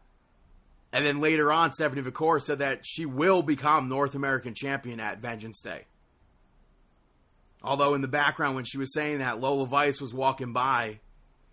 Could very well cost Stephanie McCour the match. I don't know if that's going to happen. I don't know if I see Fallon Henley losing that title like that, but maybe we see Stephanie McCour lose the match because of Lola Vice. I don't know. I don't know. It's tough. After that, we had Lexis King, which I literally couldn't get over his hair in this segment. It was insane, but he basically tried to say that he played everyone, and he's not going to be somebody that he's not. He said the Heritage Cup will now be defended like a normal championship. It's not going to have the British rounds. There won't be any cornermen. And then, literally one of the loudest pops, at least for 2025 so far, Fandango returned. Totally did not expect that. Fandango's music hits. The fans went bonkers. I went nuts. And then you have the nameplate. It was from TNA Wrestling JDC. That's Johnny Dango Curtis, representing the system. That's Moose. That's Brian Myers. That's Eddie Edwards. That's Alicia Edwards. And then he announced that he spoke to Ava. He's getting a Heritage Cup match next week. So we're going to be seeing JDC versus Lexus King. I almost said Brian Pillman Jr. I was like, that's not his name. Don't say Brian Pillman, damn it. Yeah. So I'm looking forward to seeing Dango back on WWE programming. I thought it was going to be like a big WWE return, but then the JDC popped up. I was like, oh, well, maybe we'll see Moose and the rest of the system next week. Who knows? Yeah, it's going to be interesting. We had Ridge Holland pick up the victory over Stax. Stax, before the match, attacked Ridge. But Ridge was able to take over. He hit the Redeemer, picks up the victory there. I think that was kind of an obvious outcome. Mm-hmm. You had Sean Spears, Nico Vance, and Brooks Jensen watch this match. So I don't know when this is all going to tie in together. But later on, Ridge Holland challenged Tony D'Angelo to a one-on-one match. Nobody else involved. And Izzy Dame, who said that she's even with Tony D'Angelo, hanging out with the D'Angelo family, and puts the idea out there, why don't you do a cage match? Which almost seems like Izzy Dame is working with Ridge Holland playing the family there. And I feel like maybe that's going to be the whole thing. I don't know, maybe I can't see with Ridge Holland? But I can't see Ridge Holland joining Sean Spears' group. So I don't know if that will ever factor together. But it seems like she's working with Ridge Holland. For her to suggest a cage match, I just... We'll see. Yeah. After that, Sol Ruca and Zarya picked up the victory over Gigi Dolan and Tatum Paxley. I think they could have done so much more in this match. I did like that submission that Tatum Paxley was using. Mm-hmm. I liked when Zarya caught Tatum with she was diving off the middle rope, I think, and she hit the F5 onto Gigi Dolan. But outside of that, I mean, the ending could have been better. It didn't really look like Sol Ruca connected with the Soul Snatcher. Mm-hmm. Which, by the way, I think there might be like 4 Soul Snatchers in 2K25. I'm pumped for that. Yeah, I was okay with the match, but I think the other JC Jane and Stephanie Vicor and Carmen Petrovic and Kalani Jordan were the 2 standout matches for the women, at least. Yeah, the main focuses. We had Bayley, Roxanne Perez, and Julia have a summit where Roxanne Perez spoke about eliminating Julia from the Royal Rumble. She moved on to Bayley losing on SmackDown only to get moved to Monday Night Raw and now trying to, I guess, take the spotlight in NXT. Mm-hmm. And Bayley came out and she said that she hopes that Roxanne and everyone else does surpass her someday because that's what NXT is all about. She laid that groundwork for exactly that. Yeah, for the Roxanne Perez, for the Julia, for the Stephanie Vicor to be in NXT and use that as a stepping ground to get to where, let's say, a WrestleMania moment. And Bayley said that Roxanne Perez, it seems like she's losing herself and she might lose a friend in this process. Her best friend. And Roxanne Perez said that she's going to win the NXT championship, then she's going to go to Monday Night Raw, and she's going to win that championship. And then maybe she'll take a trip to SmackDown and win that title too. And then Julia finally showed up and said that Stephanie Vicor is literally, not Stephanie Vicor, Roxanne Perez is literally nothing without her title. And then she'll beat Bayley. And then Charlotte Flair showed up. She said she was going to NXT. And she spoke about how she chose The last time she won the Royal Rumble, she chose Rhea Ripley. She chose to go to NXT and win that championship, which is why I think NXT should 100% count as a world title as part of her reign. I feel like she's at 16 or 15 or whatever already. Makes sense to me. But they don't count it, which is annoying. And then she went through Roxanne, she went through Julia, she went through Bayley, basically saying that whoever she chooses for WrestleMania, she's walking out as champion. And then Cora Jade showed up and attacked Bayley. She attacked Julia, and then she swung on Roxanne. And Roxanne ducked it. This on NXT, in regards to Charlotte Flair, very different reaction for her. They cheered at the Rumble. They booed on Monday Night Raw. They cheered on NXT. But now we have that setup where Cora Jade looks to, unless they're playing us. Knowing the two of them, they could 100% be playing Cora us. Cora Jade and Roxanne Perez can definitely be playing us. I mean, when you think about it, that would totally play into their gimmick and their store and their. It would make so much sense where, like, because now we have a match set up next week. Bayley was super pissed off. She demanded a match with Ava, or to Ava, with a match for Cora Jade. Mm-hmm. So that gets set up. We could very, very, very well see something where they're doing the match, the triple threat match at Vengeance Day. Cora Jade shows up, and it looks like she's about to attack Roxanne Perez. Obviously helps either Roxanne Perez win or is the reason why Bayley and Roxanne Perez lose by mistake for Roxanne, at least. Yeah. So I'm looking forward to that match for next week. You had Ava, Ethan Page, and Javon Evans backstage, and Ava said that she's forced to suspend Javon Evans for doing what he did. Like, out of everything, he's getting suspended? And Ethan Page suggested, instead of a suspension, a match with him, and she agreed to that only if Javon Evans is medically cleared. So I think we'll most likely see Javon Evans versus Ethan Page, I think, at Vengeance Day. It's possible. After that, you had Carmen Petrovich pick up the victory over Kalani Jordan via a reversed decision. This was a pretty good match. Jada Parker showing up, and Carmen Petrovich was able to take advantage of that. As far as everything else in this match goes, it was pretty even. Yeah. But Kalani Jordan hit 2 split-legged moonsaults, choked Carmen Petrovich out, and then after she wins, Kalani Jordan wins the match and chokes her out. After the match, she locks her back in a chokehold. And the referee called for that decision to be reversed. Which is cool because we haven't seen that reversal in a long time. I feel like we have recently. Like that? Because the person... I'm not 100% sure. But but again, like, this is a different side of Kalani Jordan here. Mm-hmm. Instead of being friends with the roster, it's her versus the roster. She'll do whatever she can to get where she needs to be now. Yeah. After that... Very true. Very true. The main event saw... Next... A-Town Down Under. Yeah, you had a town down under. A town. You had a town down under. A-Town Down Under, pick up the victory over Oba Femi and Trick Williams. I was not expecting this outcome.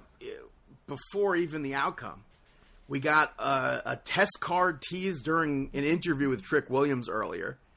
And then A-Town Down Under was interviewed before this match. And Grayson Waller said that he's going to be taking the title from Oba Femi. And then Austin Theory was like, well, I'm going to take the title from Oba Femi. And then they kept walking, and a test card again appeared behind them. So we thought, or at least I thought, maybe we're going to see like a TNA invasion or something like that. Mm-hmm. The match goes on. This was really, it was kind of Trick trying to prove that he can be champion. It turned into one of those, like, anything you can do, I can do better sort of things between Oba Femi and Trick Williams. So A-Town Down Under was able to get or use that to their advantage, at times at least. this got very chaotic as well. Obafemi hit a double stack Samoan drop, really ran right through A-Town Down Under. But then Trick tagged himself in, and behind the referee's back, Eddie Thorpe showed up with a strap. He beat Trick Williams with that strap, and that led to A-Town Down Under getting that victory. So, on paper, very unexpected, or not even on paper. In general, that was very unexpected. Agreed. Eddie Thorpe continued beating Trick Williams down afterwards. And we got another test card teaser. This time we have 4 men in it. No clue who. I don't even. I mean, do you know who? People were throwing out the names where it looks like it could be them.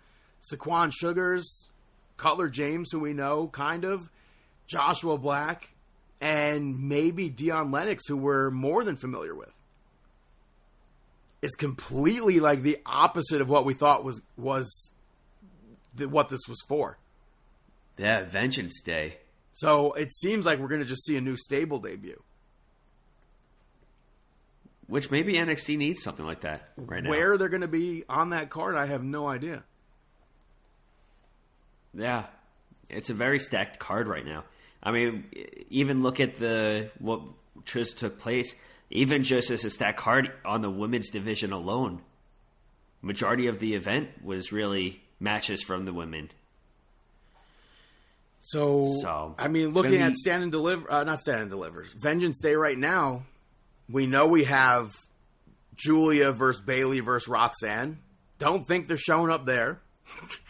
We have Fallon Henley versus Stephanie Vicor. Don't think they're showing up there. We have Obafemi versus Austin Theory versus Grayson Waller. The teasers were shown with them on NXT this week, but I don't know if we'll see them show up there. And then there's what I assume is going to be Ethan Page versus Javon Evans, maybe. I don't know where they're going to fit at all. I assume there's going to be a tag match also with Fraxium. I mean, unfortunately, are we going to see A-Town Down Under start to come to a head? I don't know.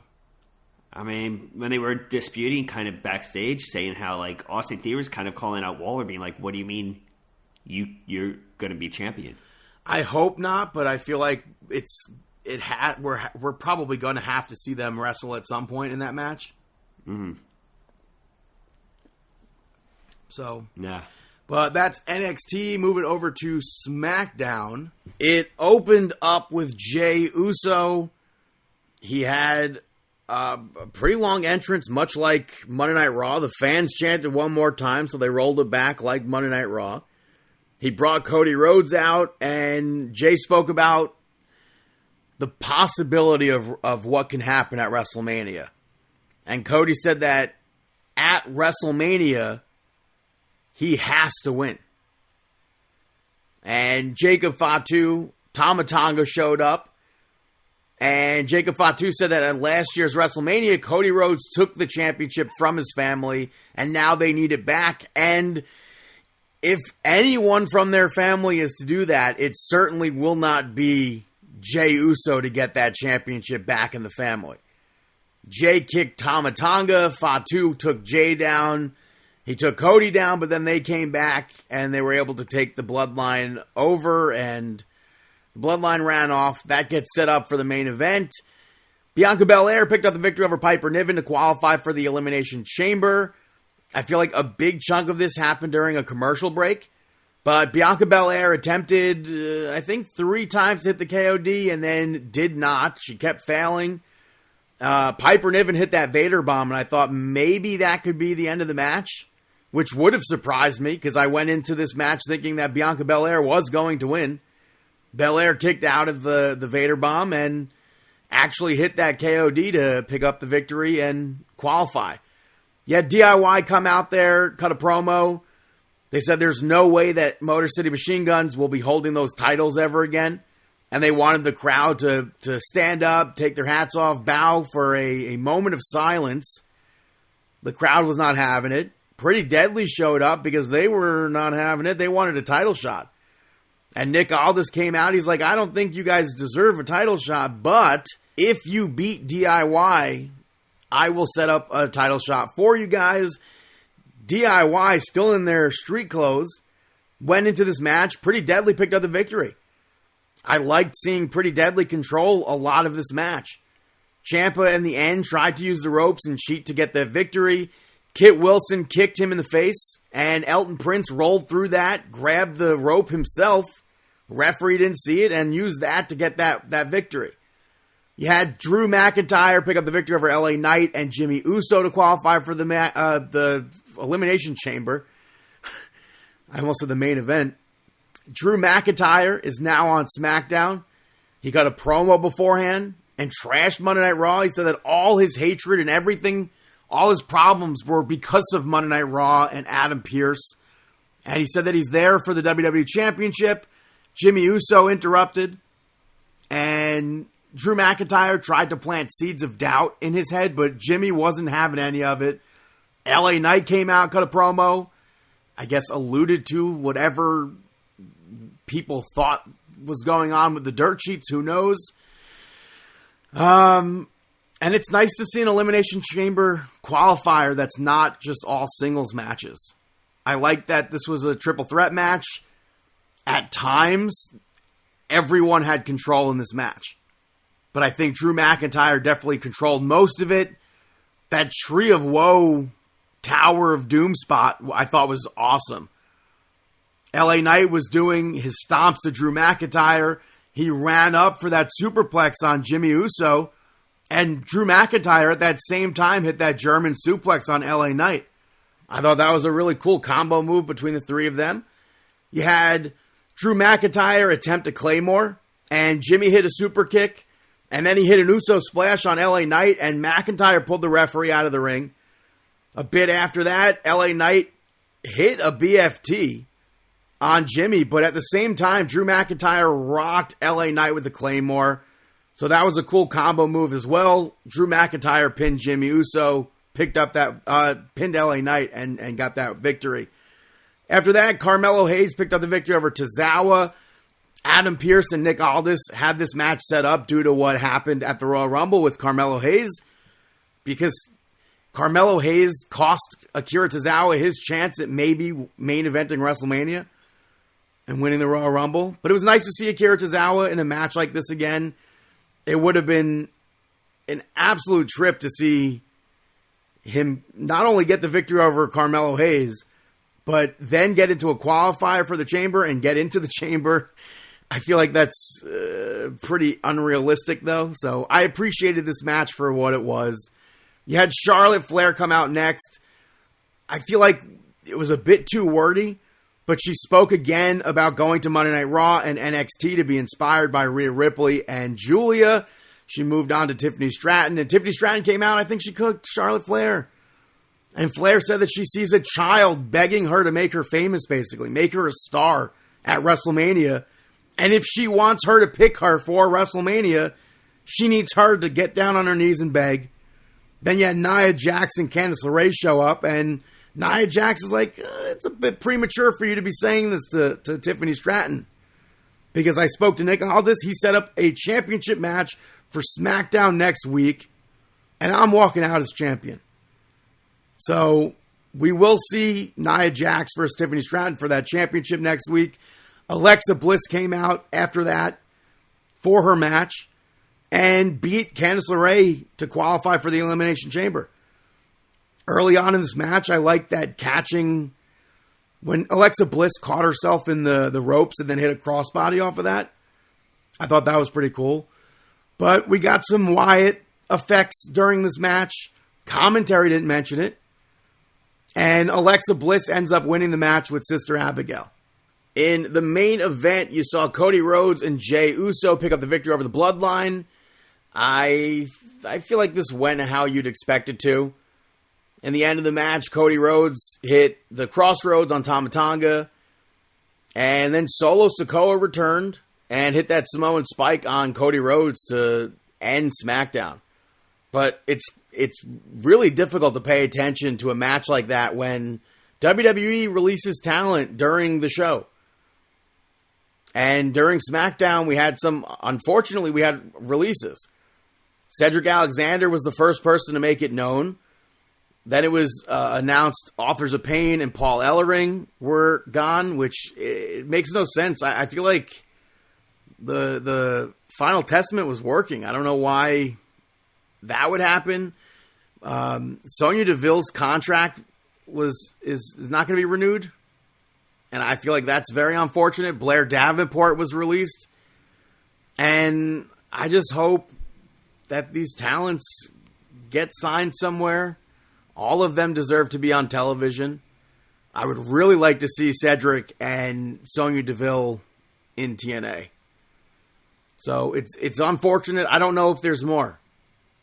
That's all that's out there right now. If there are, hopefully there aren't. I will speak about it next week on Markin Out.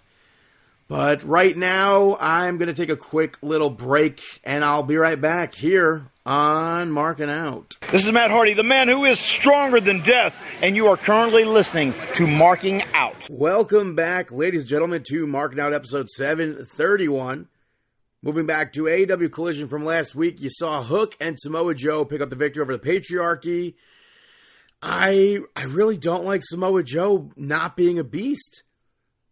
I thought it was a decent tag match, but Samoa Joe, it's not Samoa Joe. He ended up hitting the Muscle Buster on Kip Sabian to pick up the victory. The Patriarchy attacked them afterwards, and Christian stomped Samoa Joe onto the metal clipboard, which I can't see that being something that hurts in the first place. But on Dynamite, Samoa Joe and Hook went to the Patriarchy's locker room. They attacked Kip Sabian and Nick Wayne to send a message to Christian. Christian saw all of that happen and ducked out and then went back after he saw that they had left to be like, guys, what happened? So I thought that was pretty funny. That's very on brand with Christian. That was probably my favorite thing from Dynamite, but I'll get back to that. You had Black Taurus pick up the victory over Adam Priest. This is nothing. There's nothing to mention. Max Caster came out afterwards to issue an open challenge. Roosh picked up the victory over Max Caster. I was very surprised to see Roosh because it's been almost 3 months. He destroyed Max Caster.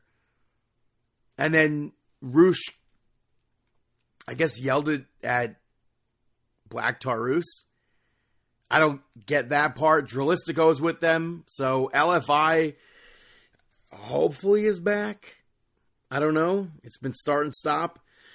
You had the Learning Tree pick up the victory over the Outrunners. Big Bill got involved. And Brian Keith was able to take advantage of that to get the victory. And then Big Bill attacked the Outrunners. I almost feel like this made Chris Jericho and Brian Keith look bad with how he was able to do that by himself. Maybe it plants seeds for Big Bill breaking away from the Learning Tree at some point. I don't know. But they set up a table so Big Bill could put them through it. And Bandito returned. And he outsmarted the Learning Tree. Brian Keith went through that table. So it's good to see Bandito back. He was out, I think, what was it, a concussion perhaps? So it's nice to see that he's back and cleared. You had Harley, and then on Dynamite, they all, the Learning Tree brawled with Powerhouse Hobbs. There was like a pickup where you left off sort of thing with Big Bill and Powerhouse. You had Harley Cameron pick up the victory over Taya Valkyrie. This, I think, was pretty good for what it was.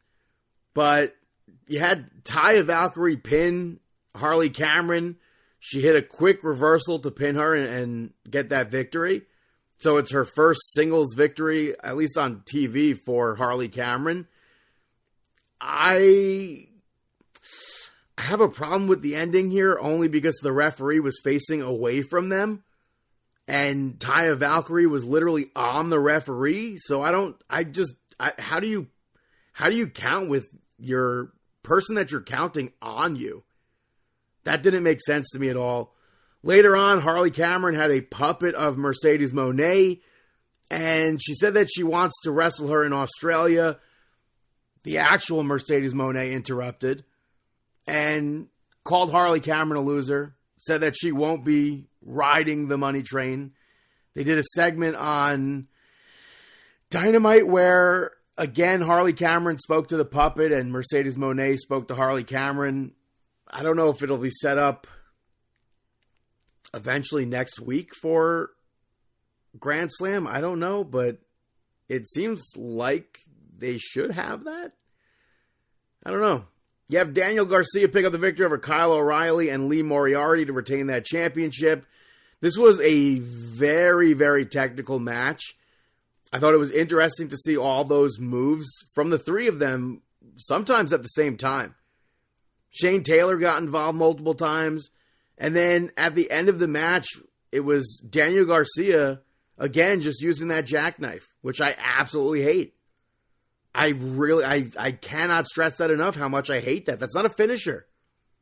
A jackknife cover should not be used every single week. You had Shane Taylor Promotions surround the ring afterwards.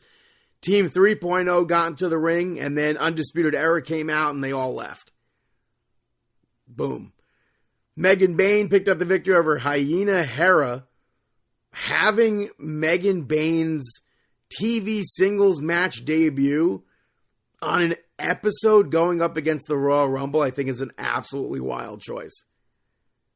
Absolutely wild choice. Because who's watching that? This was a good showcase for Megan Bayne, but she deserves so much more than an episode like this. The main event saw FTR pick up the victory over the Death Riders in a Mid-South street fight. Very, very chaotic. Marina Shafir got involved. She ended up locking Dax in a sleeper, and then he crashed to a table with her on his back. Claudio got involved. Edge and Jay White got involved. FTR did the spike pile driver on the commentary table to Wheeler Yuta to pick up that victory. They continued to brawl afterwards, and Rated FTR and Jay White came out on top there. So that's how they close Collision. And then they chose to open Dynamite with a huge brawl between Rated FTR, Jay White, and the Death Riders. And they literally did this 2 weeks ago with Kenny Omega, Will Ospreay, and the Don Callis Family. Literally 2 weeks ago. It just sets up a different tag match for Grand Slam Down Under. A Brisbane brawl. I don't get how FTR aren't also in this match. I don't understand how it's not a 4-on-4 match. Later on, you had Kyle Fletcher and Takeshi to pick up the victory over the Hounds of Hell. Both teams need victories here. So I don't think they should have done this. Obviously, there's storyline stuff going on between Okada and Buddy Matthews. I thought this was a good tag match, but I just don't... I mean, you had Okada's music play during this to distract Buddy Matthews. Okada was not there. And that was only a temporary thing. It didn't do much for a distraction. They still hit Cerberus. Takeshita broke up that pin. He eventually helped Kyle Fletcher take Brody King out. And the goofy freaking referee is just standing there watching them cheat. I don't understand. Like, the referees just don't do their jobs in this company for some reason.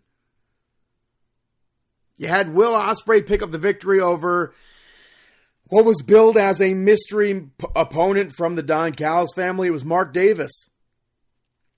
Mark Davis literally fought the Don Callis family and teamed up with Will Ospreay to fight them. He chose Will Ospreay. Ospreay in this match should have went right through Mark Davis, and I just don't understand this either. I don't see how this makes sense at all. He hasn't been seen in 3 months, and literally, like I said, the last time we saw him with Will Ospreay, he was teammates against the Don Callis family. That makes literally zero sense. You had Will Ospreay bring Kenny Omega out afterwards. Don Callis ran up to the stage. Kenny Omega offered, I guess, help to Mark Davis. Like, hey, if you ever need help, we're here for you, buddy. Kyle Fletcher and Takeshita came out. Kenny Omega said that they can either fight now or they can go pack their bags, meet them in Australia. And then Kenny got random pyro to say bye. A lot of pyro. I don't get it. Yeah, the Hurt Business come out. The Gun Club made their return during this and said that it's time for them to take back their championships. MVP agreed, I guess because of his relationship with Billy Gunn. I don't think that I would have had them return after 5 months just to lose to the Hurt Business. But it's definitely nice to see the Gun Club back. It doesn't seem like they're going to be with Jay White anymore. Who knows? MJF came out after that, and he was addressing Jeff Jarrett.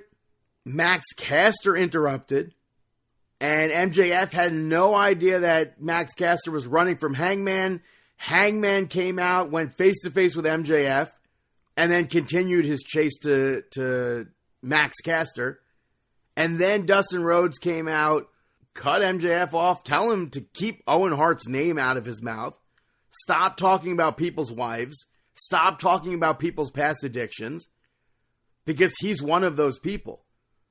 It was a heck of a promo from Dustin Rhodes. Super fired up. And he said that he's better than MJF, and MJF knows it. I thought that was a great inclusion of MJF's catchphrase. And then MJF said that Dustin Rhodes has spent years living in Dusty Rhodes' shadow. And now all he does is live in Cody Rhodes, the WWE Champion's shadow. Why would you mention Cody? Why would you mention the WWE Champion on your TV program?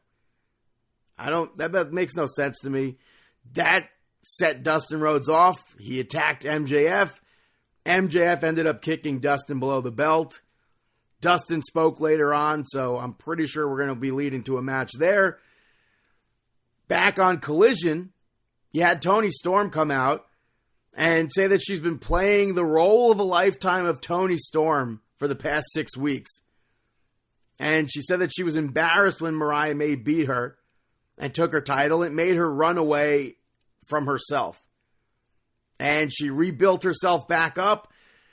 I don't really think this was a good follow-up for her big reveal the other week. And I feel like this should have still been on Dynamite. And then something else that I found absolutely ridiculous. She wrestled before AEW Grand Slam Down Under. More than once. I don't get that. On a Jericho Cruise, and then on Dynamite, you had Toni Storm as Mariah May pick up the victory over Queen Aminata. Mariah May was on commentary. To me, this could have been a promo. It does literally 0 for Queen Aminata.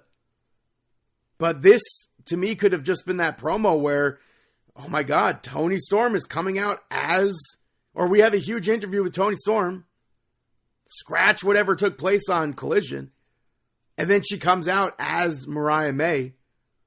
And Mariah May is pissed off. Like, that's literally that interview that took place after this match. That's all they needed to do. So, I didn't like that. Main event saw Ricochet pick up the victory over Swerve. Ricochet attacked Swerve with a chair during his entrance. And they go on, they have this long match. That powerbomb onto the barricade. When Ricochet went for a Hurricane Rana from Swerve, I thought that was a crazy, crazy spot. But that allowed for Swerve to come back for a bit.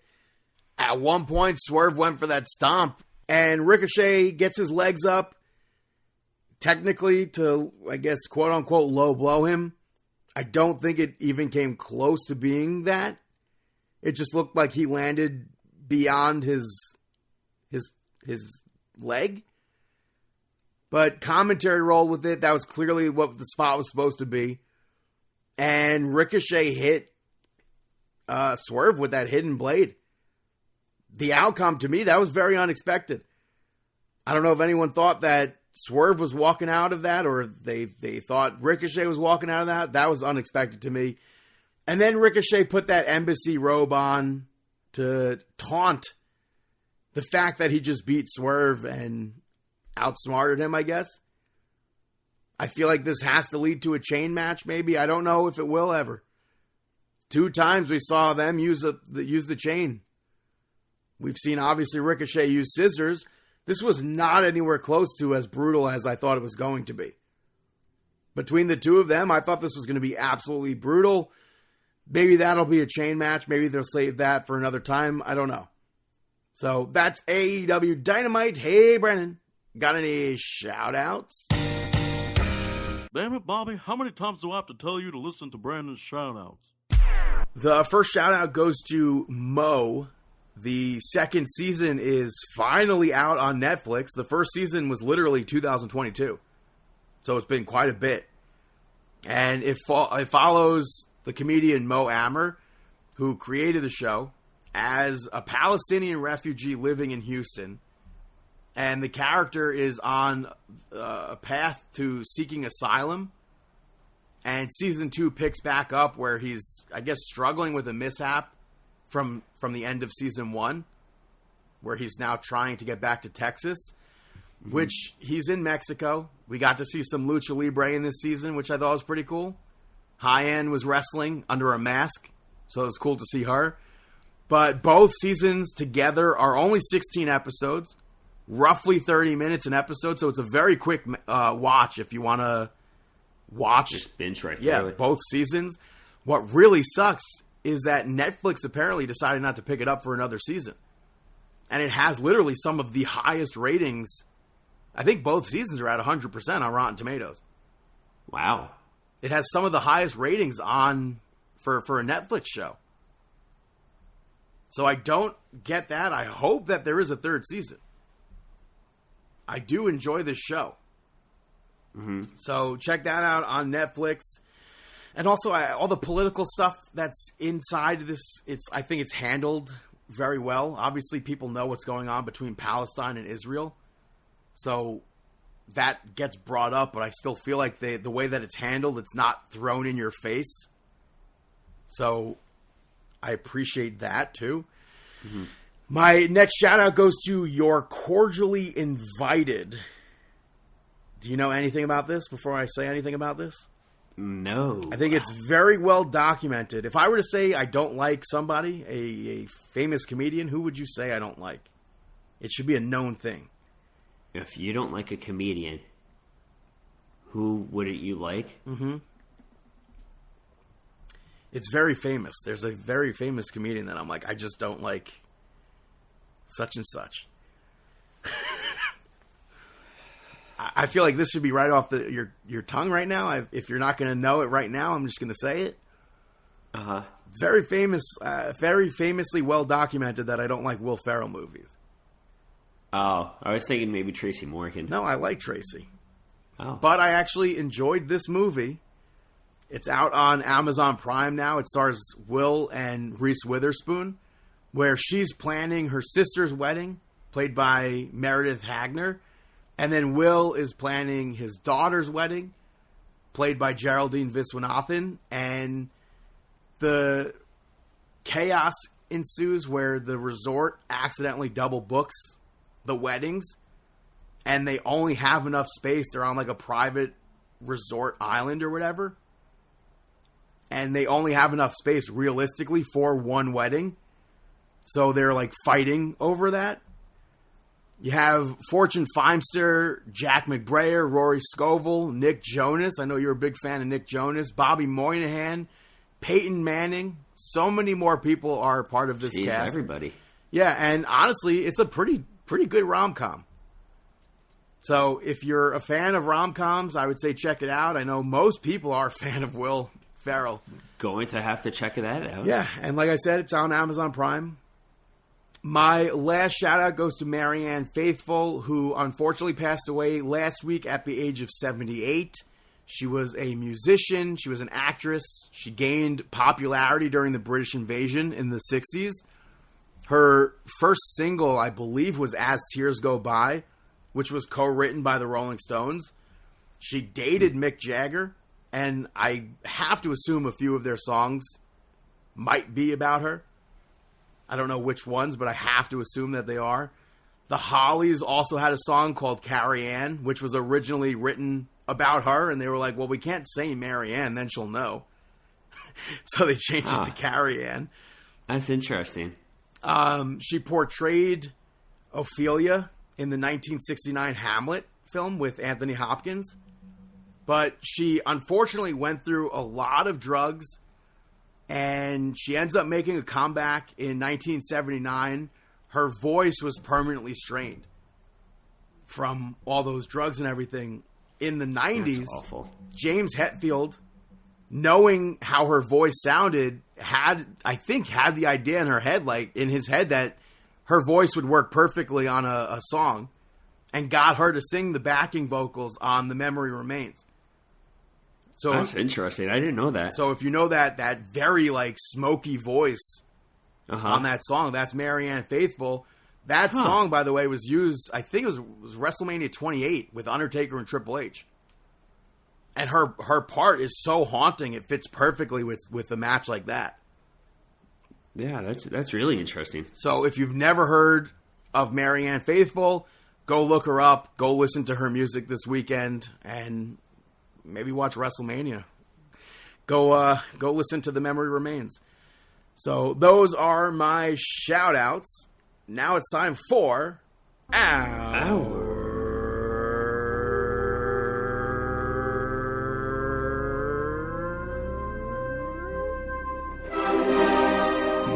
Out Moment of the Week.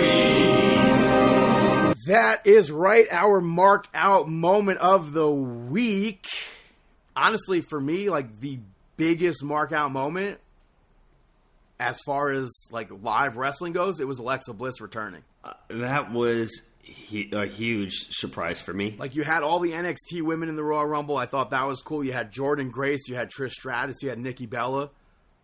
But that was a huge, huge moment. And I was so happy to see Alexa Bliss back. Yeah, it was really nice to see her make her return.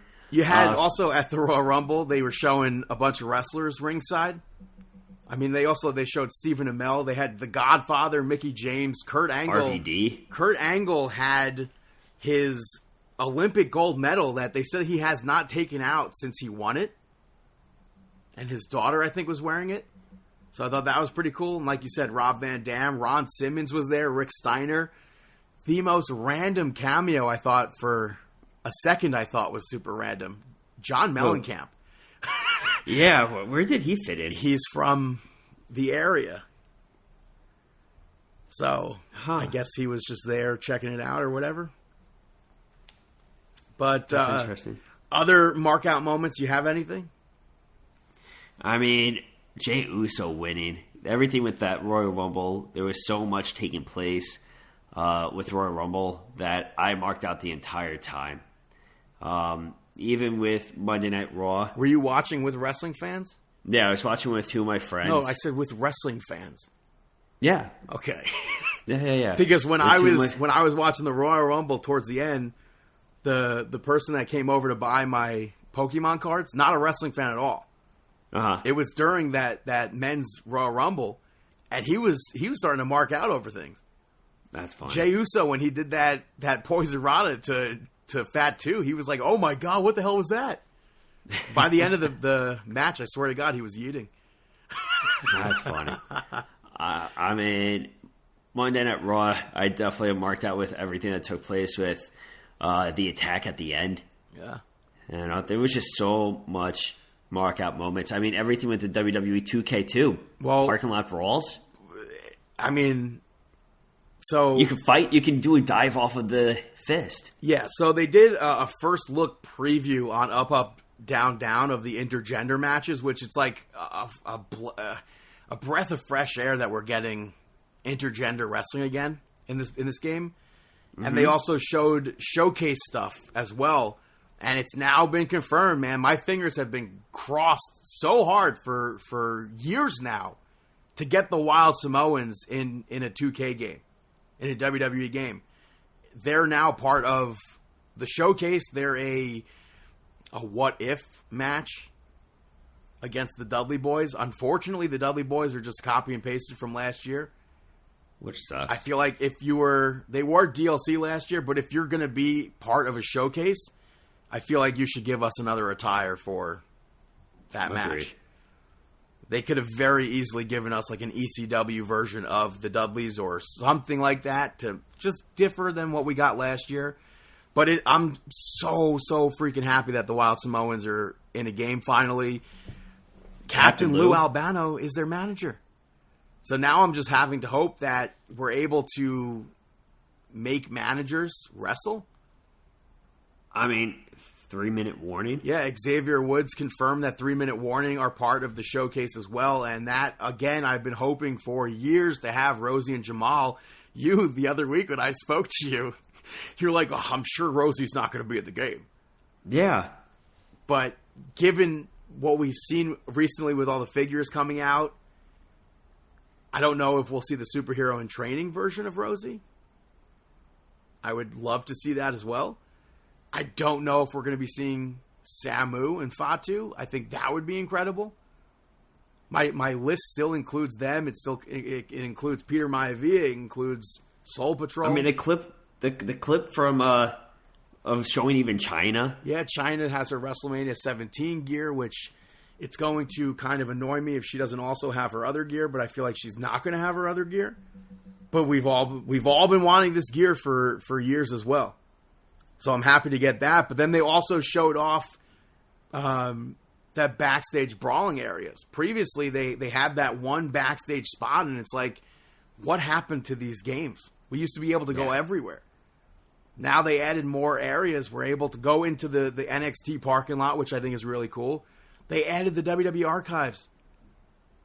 Something that we've wanted for literally years was the SmackDown fist. We want to jump off the SmackDown fist. It's not the SmackDown stage, but it is there in the WWE archives, and we can finally fight on top of the fist. We can jump off the fist. Also, women can finally bleed again. I'm happy to have that. You could do spots off the barricade. You can't fight on the barricade, but you could have two people up on the barricade at the same time and jump off. I think the last time we were able to go on the barricade was maybe like 2006, maybe? Who knows? I mean, the entrance from The Rock was insane. Has to be the longest entrance I've ever seen. Yeah. So I marked out a lot with the video game stuff, too. So, yeah, and I mean, I knew I needed... I really thought I was going to have one more year, at least, with WWE 2K on my PlayStation 4. But there was just too many other things that I would have been paying for that I wouldn't have been getting. So, and luckily that Pokemon card deal came at the right time, and I was able to lose a part of my childhood for this. And every time I play the PlayStation 5, I'll think of Pokemon. I'll remember you, Squirtle. I'll remember you, Charmander. I'll never forget you, Pikachu.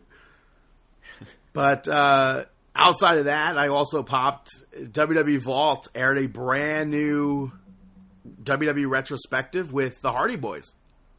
So it's awesome to see them in new content for WWE. When they talk about their WrestleMania 33 match, they mention their stuff, how they literally wrestled that weekend against Penta and Phoenix. They mentioned them by names. And then they literally wrestled the night after that on Ring of Honor against the Young Bucks. And Young Bucks were mentioned by name as well. And then, Wild times. And then Sunday was their big return at WrestleMania. So that was really cool to see. And I mean, I think these are some pretty good, powerful mark-out moments of the week. I agree. Now I just need an album from Alexa Bliss. I would like that. Yes, you've been wanting that for a while, considering how good of a singer she is. And I would really like... I don't know how Netflix hasn't released that song from the Beauty Pair theme song that she recorded. Yeah. So in due time. Those are our mark-out moments of the week, and that is Markin Out, episode 731. Thank you so much for listening to us Thank you for following us. You could follow, if you don't already follow us, on Twitter at Markin Out, BTTG161 on all platforms, Chris Sweendog, CM Sweeney85, David PTDPT, Facebook.com/MarkinOut, YouTube and Instagram are MarkinOut11, ProWrestlingTees.com/MarkinOut, at MarkinOut on TikTok. You can listen to us, rate, review, subscribe, Apple Podcasts, Amazon Podcasts, Spotify Podcasts, iHeartRadio, YouTube, MarkinOut.com, and we wish you the